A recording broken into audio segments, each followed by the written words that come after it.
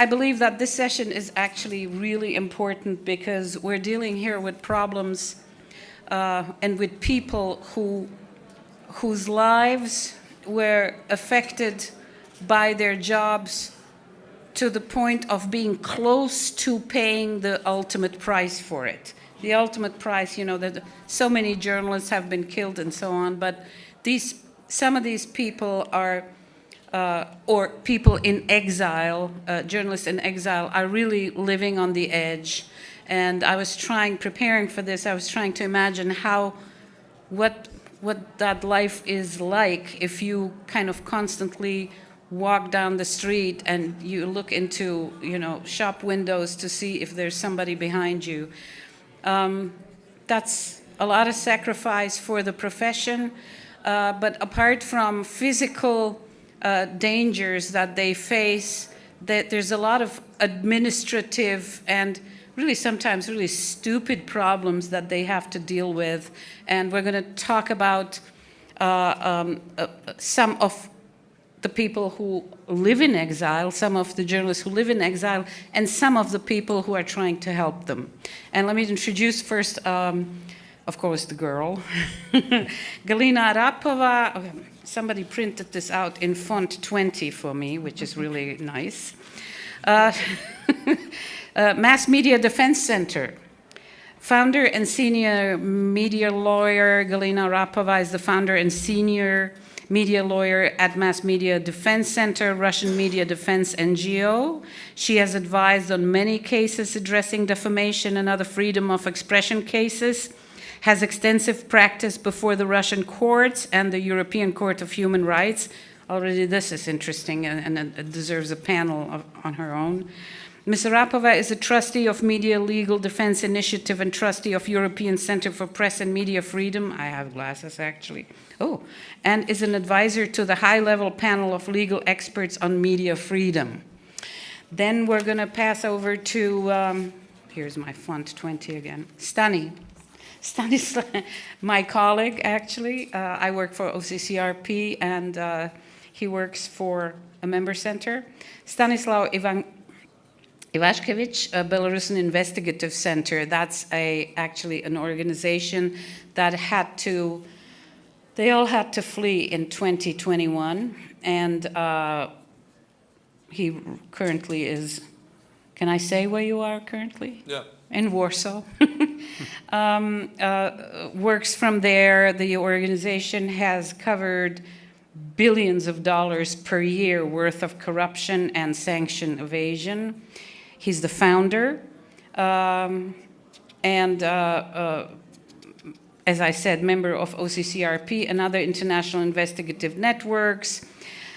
He's the honoree of 2023 Global Anti-Corruption Champions Award by U.S. Department of State and several national Free World Awards for Investigative and Analytics by Belarusian Association Journalists in 2018 to 21. Started working as a journalist in 2008 at Radio Free Europe, and so on. Then we have Shafi. Let me do that. He is really interesting. Okay, everybody is. Shafi Karimi is an Afghan journalist in exile in, can I say? Yeah. Paris. You know, I have to be really aware of the security situation these people are in. He's the founder and director of Afghan Journalists in Exile Network and an award-winning multimedia journalist and writer who has been covering Afghanistan for the past 9 years, including reporting on the 21 Taliban takeover. He's now, as I said, based in France and worked for a range of international outlets. He was previously based in Kabul and also worked for a bunch of international outlets. And he covered the conflict in Afghanistan and the 2020 US withdrawal.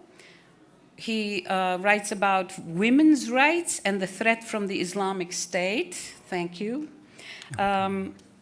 Recent stories he has covered include the secret life of women soldiers and how lesbians are surviving the Taliban rule. Quite interesting subjects. And we have somebody who is trying to help all these people again. Pádraig Hughes, Media Defense, Legal Director, United Kingdom. He joined the Media Defense as Legal Director in 2016, previously worked at a law firm specializing in international human rights law, international humanitarian law, and public law, and worked at an NGO litigating on issues concerning violations of human rights, including extraordinary rendition, torture, arbitrary detention, freedom of expression, and discrimination before international courts. We have a lot to talk about with you. He used to work as a barrister where he practiced in criminal law and refugee law. Okay. My first question would go to Galina. Galina, you're from Russia and you know what's going on over there. And I wanted to ask you first about the threats to Russian journalists in Russia, and then if you can talk about Russian journalists in exile. What's worse, in Russia or? Well, that's a tricky question. Both is not good. It's surprisingly not the solution just to flee the country. And people, when they think that they are safe, it's not like that. It just simply doesn't work like that in modern world because there are many different instruments which could be used by regime and by those other countries who are helping to put surveillance on, to put pressure, to raise the price to work in exile.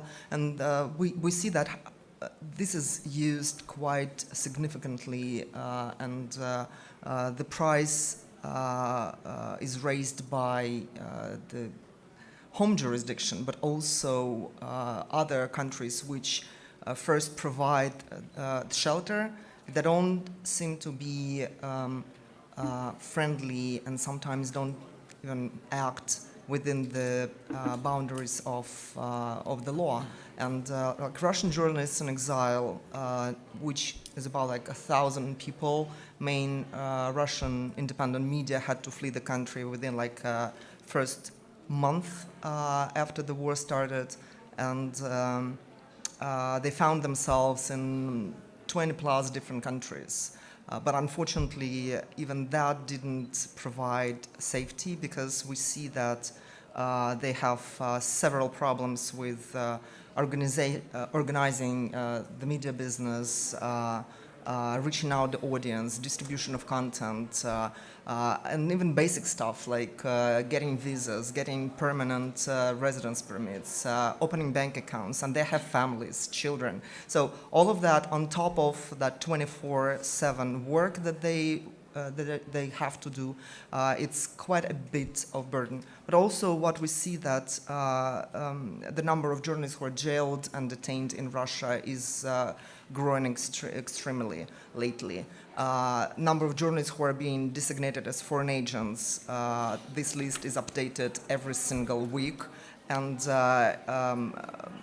it seems like something not that serious, but in reality, it's another price that journalists are paying for being independent and following professional standards of independent journalism, because that creates lots of different bureaucratic problems, and also, and if you do not comply, so to say, you will face criminal liability up to 6 years of imprisonment as a result, and pressure on your relatives and possible seizure of your possessions and assets. So it's not all that easy, and we see that journalists Russian journalists working inside the country are facing risk of arrest like every single day. Like recently, two correspondents working for several international media, including Associated Press, Reuters, Deutsche Welle, Belsat TV.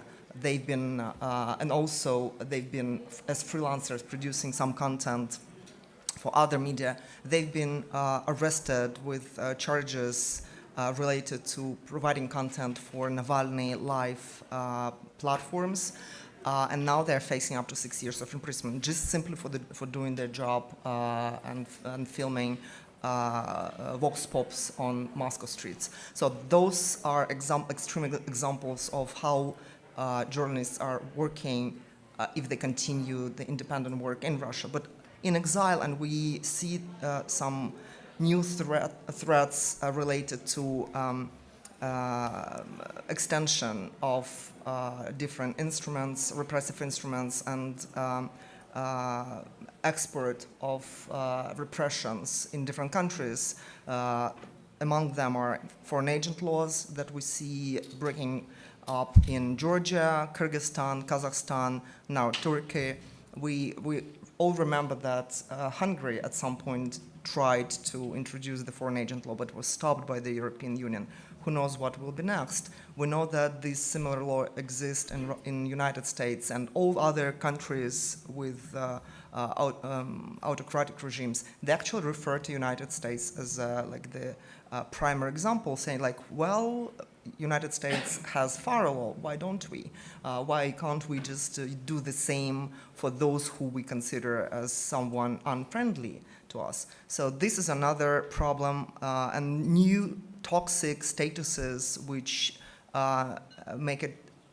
make people to pay a really high price up to imprisonment, such as, for instance, sharing content of undesirable organizations. Even though it, like in English, it sounds quite soft, undesirable. Well, someone say it in Russian. Нежелательные организации. So it's like, and in Russian, it also sounds quite soft, like someone you do not want to, go around, let's say. But in reality, it means that it's a full ban of operation in the country, distribution of your content, a full ban of cooperation with this organization, and even sharing content of this organization. And among these undesirable organizations are vast majority of charity organizations which have been providing support to independent media, or human rights NGOs. Among them are 7 Russian independent media. Majority of them are investigative journalists. OCCRP is also one, actually. Yeah. And we expect update of this list like every week, and more recognized and well-known human rights organizations, among them freedom of expression organizations such as Article 19, are also members of that list now. I mean, that means that any kind of communication with them now is risky. So that's like all this crazy number of new recently invented toxic instruments.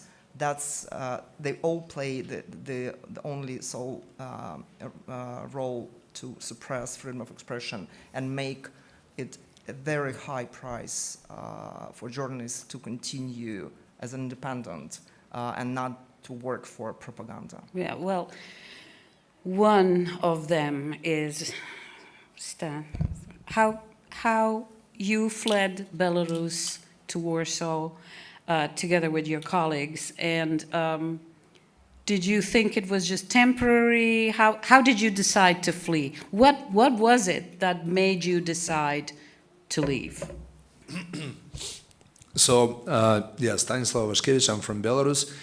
In Belarus currently we have 0 independent journalists in the country. Every independent media has been labeled as extremist formation or extremist organization, and it's punishable by big terms in prison. So we have currently 35 journalists in prison.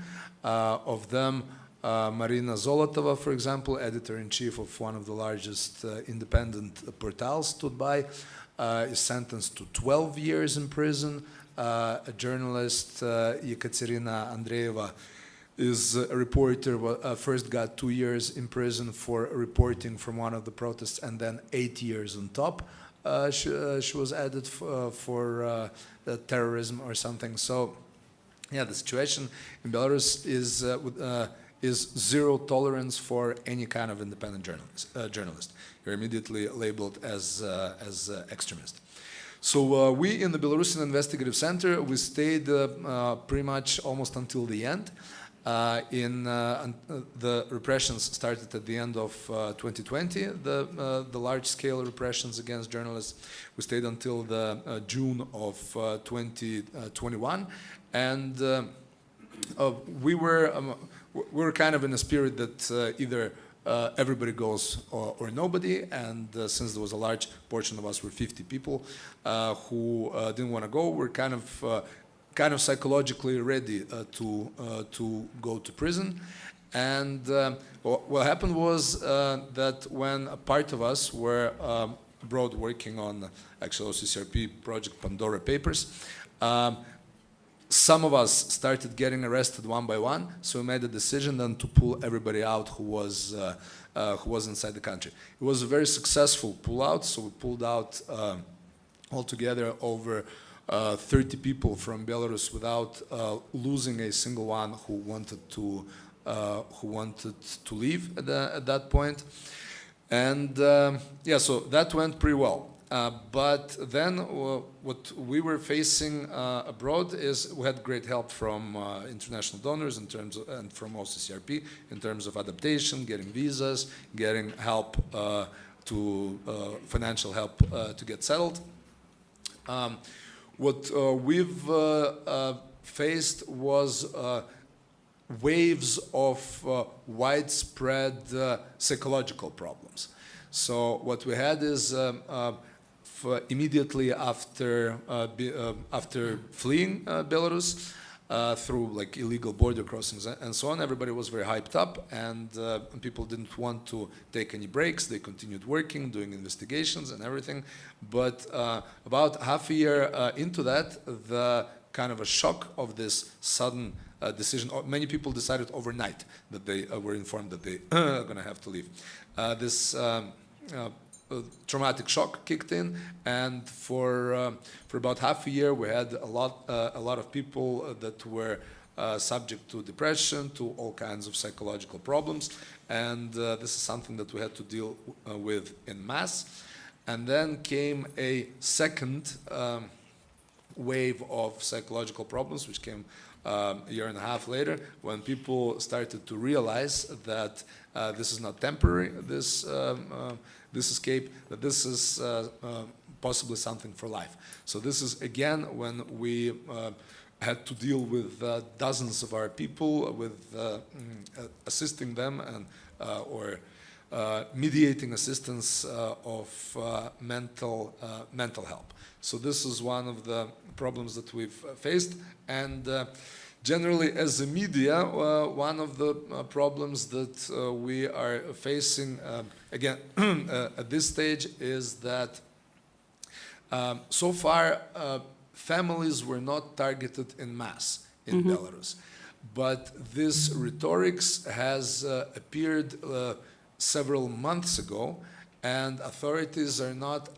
acting on it yet en masse, but they are. But this rhetoric is becoming stronger and stronger. Remember that the Belarusian president Alexander Lukashenko is addressing those who are abroad, saying, "Remember that you have families." I'm not going to say more at this point. Just remember that you have families. That's enough. Yeah. And that also confiscation of property. So they kind of concentrated in the past 3 years of cleaning out completely the Belarusian media space. Now they're putting efforts into intimidating those that work, which of course is a big problem for Belarusian media, with people leaving the profession for those reasons, including also for financial reasons, because people were the career journalists, especially investigative journalists, who are usually journalists of high professional qualities, they're used to certain life standard in Belarus, the fleeing, the patriotic feeling of being a part of a fight against the evil and everything.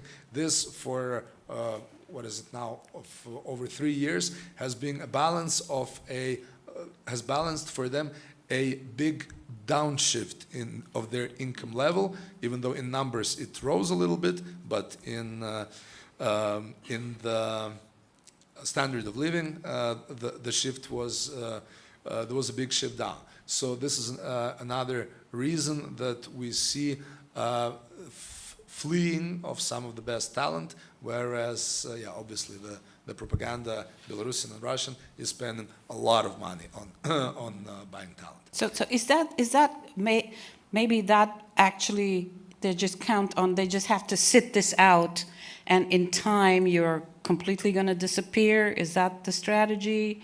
You know, can that happen? Yeah, the authorities are obviously following a step-by-step, very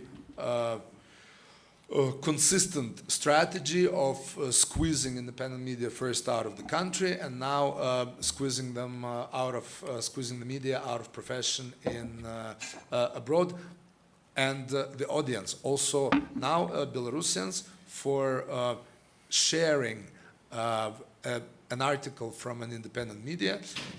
It's punishable for sharing extremist content. Extremist content, Yeah, okay. extremist content, yes.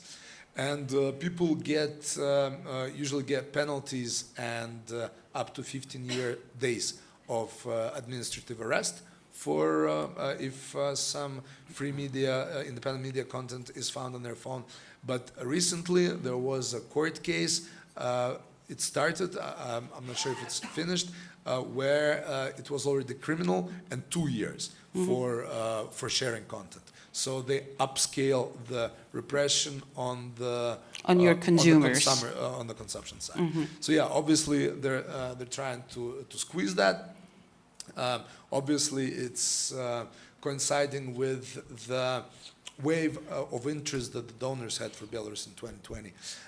Is this 3-year period that this wave of interest fed a 3-year period of wave of support, financial support for allowing Belarusian exiled media to settle down. Currently, it's Belarusian media is facing on the other side also financial problems but from the international donors. So that's another aspect on the background of this of the repression. Okay, well, not okay.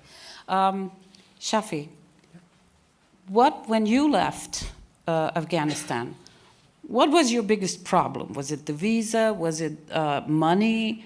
And what kind of help and from whom did you get? Thank you. Actually, when you're thinking about leaving your own country, it's very difficult for everyone, not only for me. And I just remember that bad days that when I received a call from an ISIS member when I was in Kabul and I worked for Radio Free Europe there. It's called Radio Azadi in Kabul. And after that, the police department of Kabul told me that you have to stay at your home for many days because we can't do anything in this kind of situation, because at the same time, one of my colleagues killed by the Taliban in Kandahar province of Afghanistan. So after that, I tried many times with the international organization, with the Turkey embassy in Afghanistan, in Kabul, to try to find a way to leave the country or to evacuate from the country. But it was not easy for me at all, because the embassies inside the country in Kabul, they are not responding for the individual journalist when you're sending an email for them, even on that time, on 2020, when I left the country. But after like several days, when I stay at home, I receive a response from the CPJ, and they helped me, sending me a letter to just, after that I sent a letter to the embassy of Turkey, I got a visa, and after like waiting for 10 days in my room, I left the country and I came to Turkey. But it was not the end, so it was very difficult for me to stay in a country that I don't know anything about it. Even the accommodation, it's okay that financially it doesn't have any problem on that time because I worked for the Radio Free Europe, but the problem is about the accommodation, about the language of the country, about the new place that after that I can't work as a journalist, because when I left the country, the Radio Free Europe told me that you have to send your resignation letter. So you're not as a journalist. And I'm a journalist, but I'm not employee for the office because I was not in Kabul after that. And after 3 months of waiting in Turkey, I sent a lots of email to many embassies, like UK embassy, German embassy in Turkey, in Istanbul, in Ankara as well, and many other embassies. No one responding for me.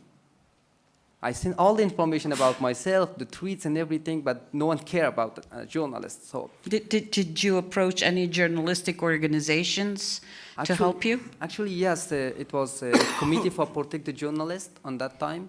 It was I was in contact with RSF, Reporter Without Border, and also, but I was not in contact with any national association inside the country. But after 3 months of waiting, I got a visa from French embassy, and after that, I came to France.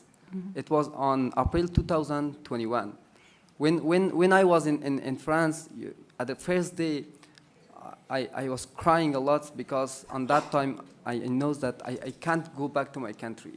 Because on that time, I was a refugee, and a refugee, like an Afghan, when you came to a new country, you can't go back to your country. So it's not allowed illegally. But To return, you can't? Yeah, I can't return. Oh my Even if the God. Taliban Okay. kick out from Afghanistan, I can't return to my country because of I'm a refugee in here, in France. But it was, for me, the story of me, that it was very difficult for me to get a visa, like from Afghanistan to come. But on that time, when I came to France, when I posted a picture that I left the country and I'm here, lots of other my colleagues sent me message that how you did it, and tell us the story. We want to follow your way as well. I get the directions for them, but most of the journalists in Kabul on that time, they are rejected by Turkey embassy because they are not issuing the visa for the journalists there. But after 6 months, everything is changed in Afghanistan, the situation. Like the Taliban came back to the power, and lots of people, including the journalists, they are trying to leave the country, and they are evacuated from the side of these European countries, and also USA and Canada and all other countries. So. But there is a unique problem that that journalists in your country have, and we talked about it outside. But I'll get back to that because it's really unique. Pádraig, what is it that you do for people like them? It's not only the physical threats, the situation where you actually have to report about a story in your country out of another country. That's probably a separate problem. Basically work remote somehow from the problem. And the administrative threats and so on. It's also lawsuits. You know, that's an additional burden. And, you know, have you been dealing with that?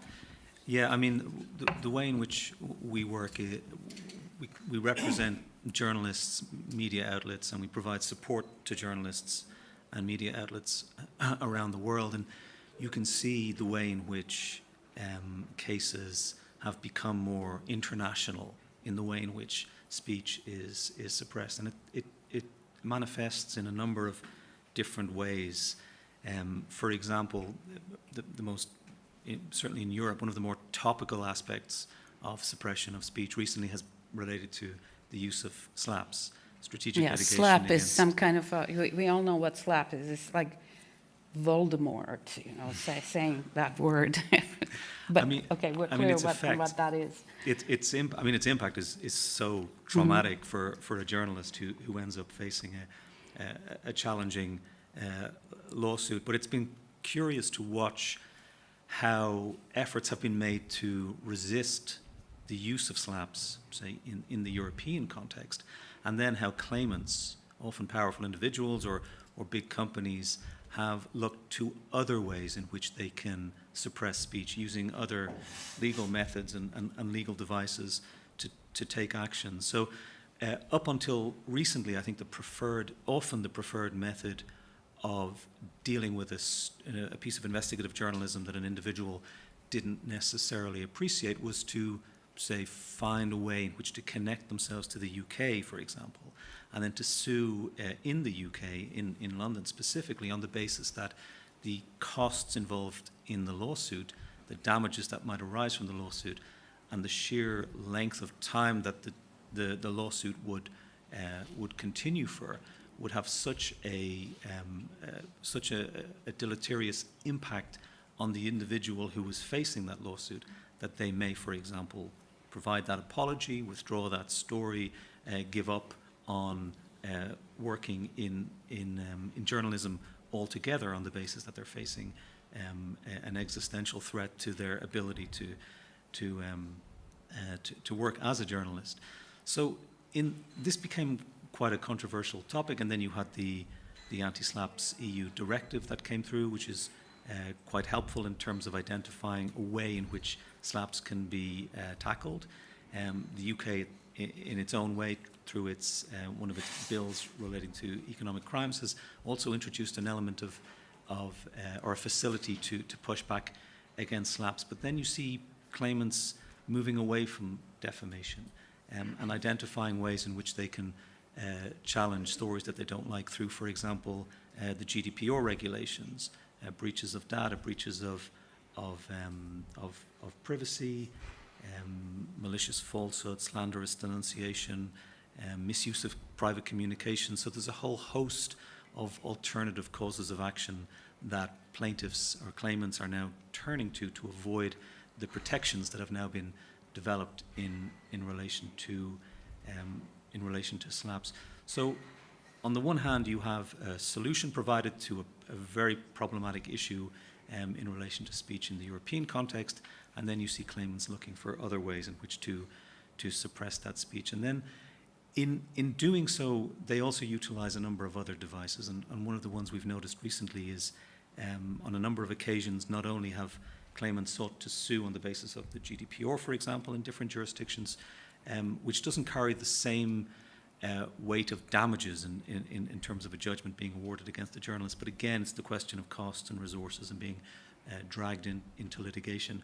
But also claimants have looked to rely on red notices with Interpol. So they would make an application to Interpol on the basis that an individual should be arrested. A government, that is, would make an application to Interpol in relation to the way in which they've conducted themselves, with a view to potentially having them arrested and extradited on the basis of something that they've written. And we've had a couple of clients who've been faced with that problem recently, where states have sought red notices. Interpol have, without giving it too much consideration, issued the red notice and then withdrawn it on the basis that it's an abuse of process.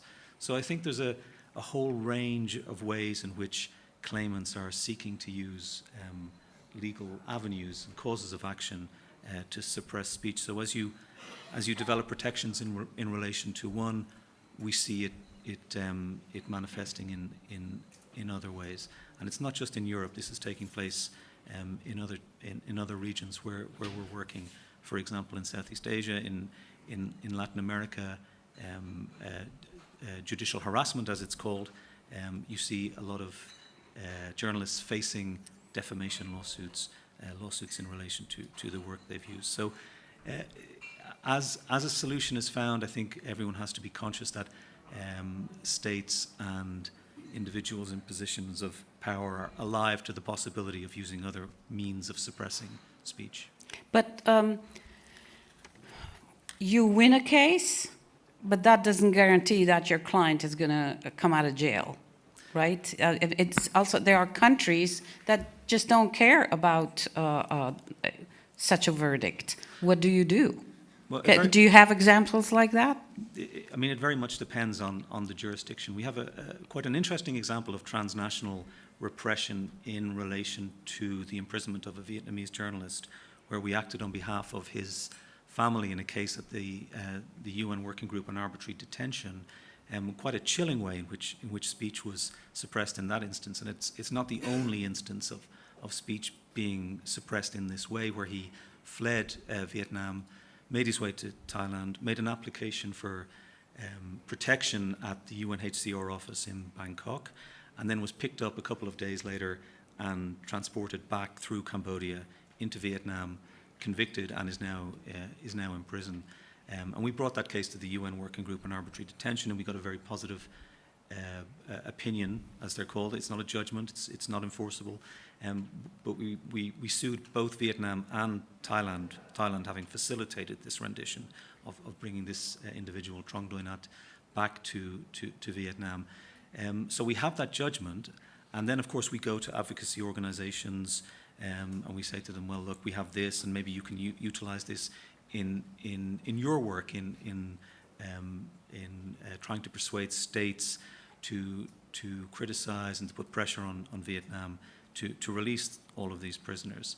To date, there's been some success stories in terms of securing good judgments from courts where the judgment is not going to be implemented, but you will end up with a state being put under pressure by other states to allow that person to leave the country, for example.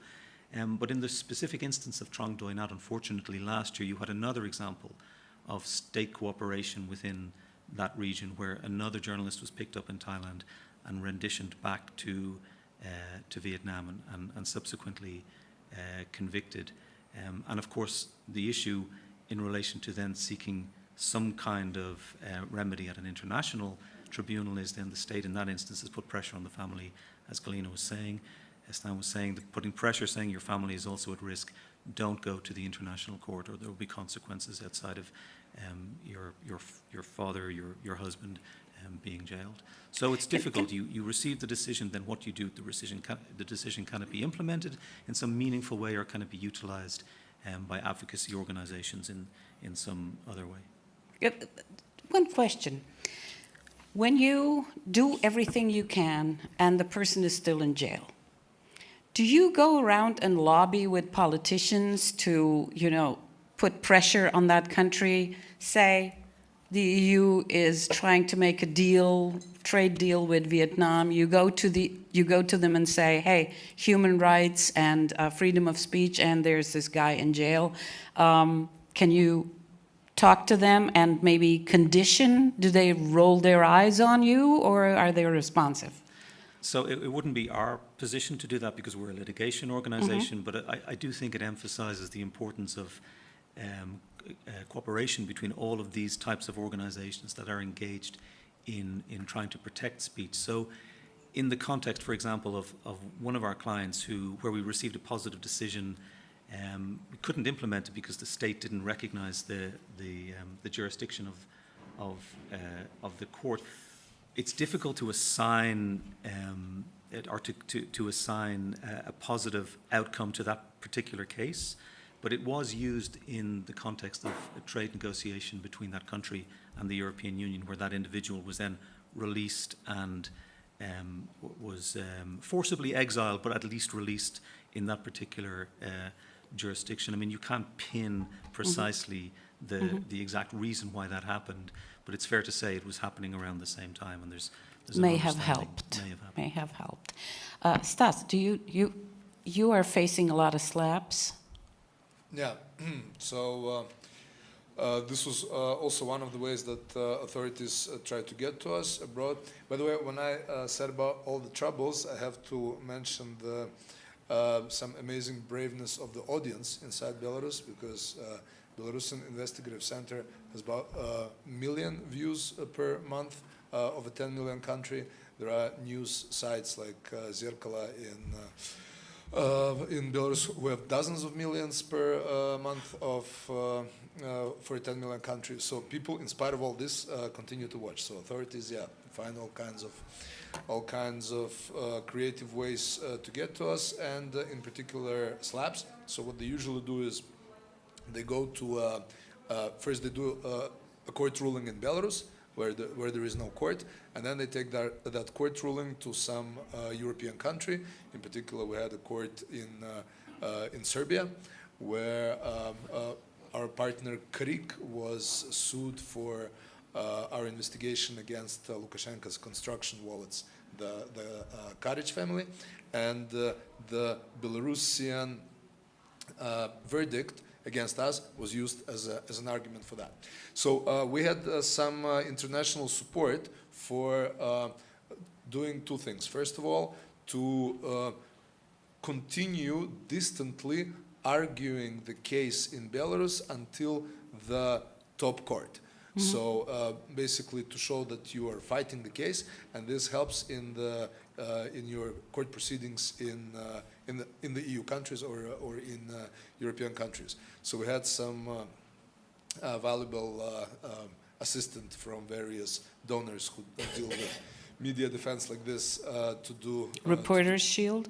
to do that. Reporters' Shield didn't come to action until recently. Yes, that's a new kid on the block. Yeah, and we Just remember for everybody to know. Yeah, so there were different funds who help against slaps, and yeah, what has come about now is the Reporters' Shield initiated by OCCRP, among others, is an insurance for investigative journalists against slaps. And I have to say that after we've become a member of Reporters' Shield and we advertised it, I don't think we had a single pre-court address or something like this. Well, it was already beaten back. We already discouraged such slap cases by beating them back, a couple of them before.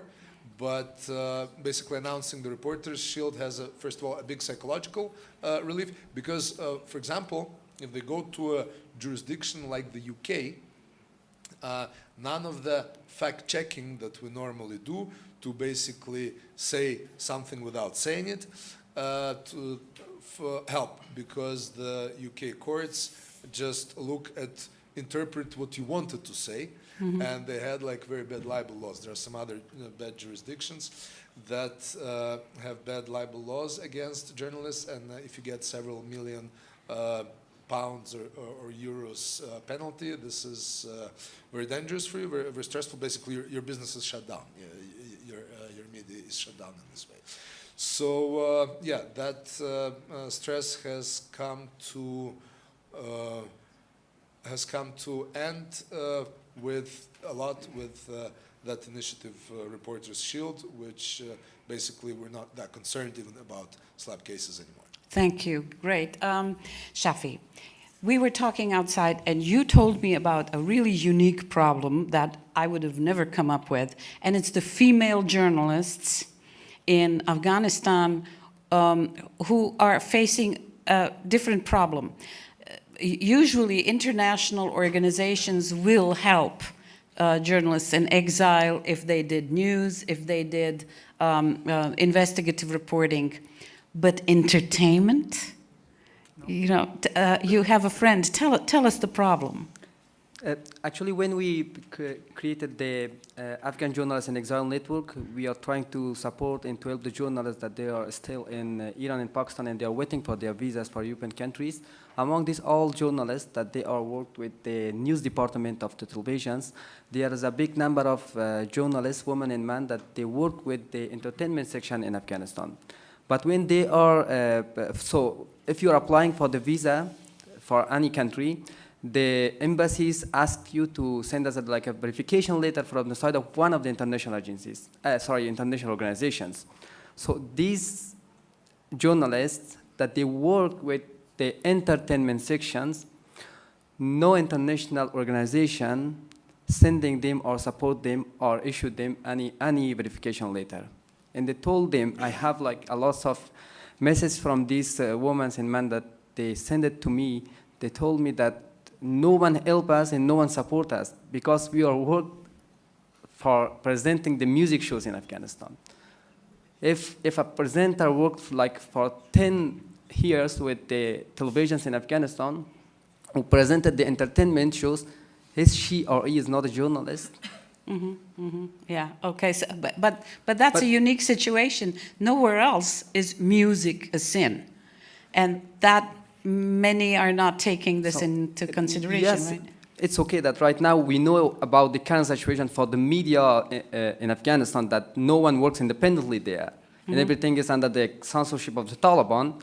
But the other side, the only section that it's full stop in Afghanistan, it's the entertainment section in the televisions and radios.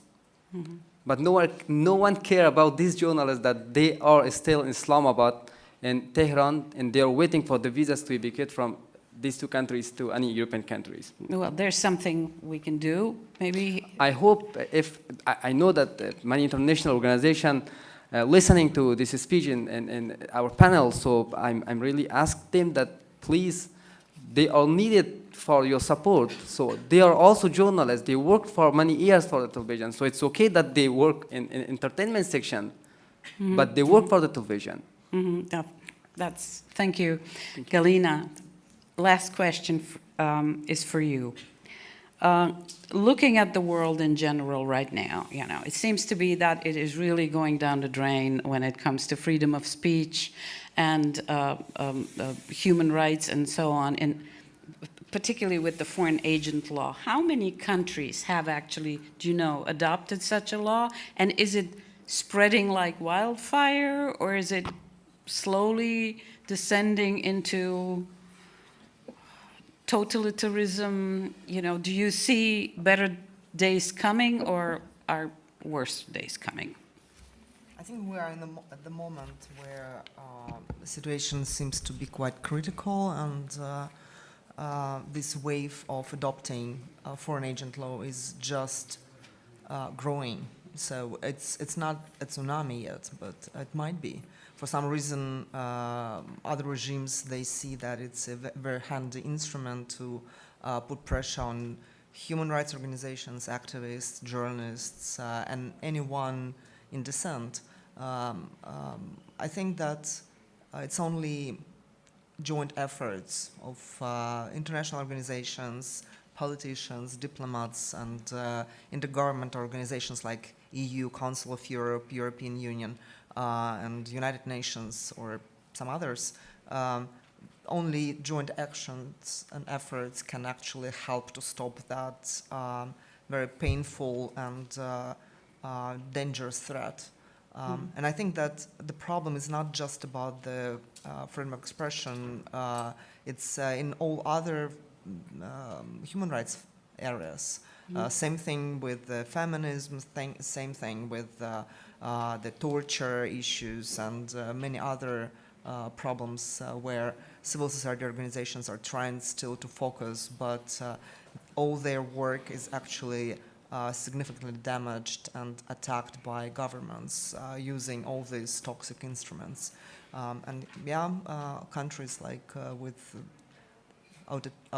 autocratic regimes, they group and they put pressure, and they use all these procedures like red flags and Interpol, extradition, and tax regime, and like migration legislation, which normally is used without discrimination. But they weaponize it. But now they weaponize it against. Yeah, they use it now against people who try to flee the country and find a way to continue their important work. Now they use all these civic instruments to put pressure on people and create more and more difficulties for them, to create a situation where it's almost impossible for them to work.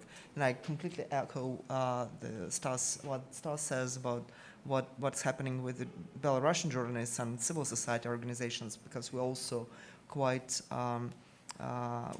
we discuss common problems with them all the time, and we see that Belarusian scenario is very much reflected, duplicated elsewhere. Yeah, it's now used in Russia, and now we see the same thing in Kyrgyzstan and in Georgia as well, and that's extremely risky. I thought that was the last question, but just a yes or no for the two of you. Shafi, if you would be born again, would you become a journalist again in Afghanistan? Or would you choose some other profession? Actually, I love my job, so that's why I'm in here, and I'm continuing my working as a journalist. Even when I was in Afghanistan, when I covered the stories from the suicide attacks, from the bombing in Afghanistan, and every this very troubled situation there, I never stopped my working. If I'm born once again, I will be a journalist. I will try to be a good journalist once again and cover the stories and fight for freedom of speech in Afghanistan. So it's worth it. Yeah. Yes. We never stop. Stas. Yeah, I'd probably think twice if I would be able to forecast everything that's going to happen, but would definitely still choose that, of course. Okay, we're all crazy. Anyway, thank you very much. I'm not sure that questions were planned, but if somebody wants to, I think they pretty, yes, go ahead. Well, just if you could wait for the microphone. We just have a few minutes. That's 1 minute. We have 1 minute. Officially, it's over. Officially, it's over. You can leave if you're bored. Hi, I'm a student in Bahçeşehir University. My name is Tona. A little bit louder if you can. Okay, my father was a journalist in Turkey, was a very famous one, but he was kicked out of the profession because he went against the government, and that's why I wanted to be a journalist. And then I started working when I was 15. But what I saw in the journalism society, that you have to be pretty, you have to be something like that. But I want to do something more and something better. But my government doesn't help me to do that, and it is very against. A lot of journalists were in jails. So what would you give an advice for new journalists as students? Should we do this, or should we just leave the profession to do? The two of you? You first. What's your advice for young journalists from countries where freedom of speech is a problem? Stas? Yeah. Well, we're obviously seeing now, as opposed to the 19s and the 2000s, the reverse trend, the trend against freedom of speech, the trend against democracy. But, and this is of course a very hard time to pick journalism as your profession, but then again, of course, the trend will reverse. And being a part of the force that helped reversing that trend is, I think, very inspiring, even in such difficult times as ours, especially like Turkey. So let's talk about the current situation in Afghanistan. Many journalists, they are still there and they continue their work, working as a journalist, and they are writing the reports, they are mixed the video reports and everything from Afghanistan. Even we know about it, that it's a very terrible situation there, and the media's under the control of the Taliban, and the full censorship is going on in the country, but they are not stopped there working as a journalist. So it means that, yes, we are not just a journalist to stay in a country and to just follow up the news, like the very positive news or something. So there's many problems in a country that we couldn't, the problems can't force us to stop our profession as a journalist. We have to fight with the problems, and we have to continue our work as a journalist. So for me, like, for an example, Afghanistan is right now a big example for every journalist that they wants to continue their work as a journalist there. Yeah, and if I may add, there's something to fix in your country. And as a journalist, you can do something about that. There's so many other professions in which you would be safe, but you won't fix it. So if you're up to fixing, journalism is a good profession. Thank you very much. This was the last.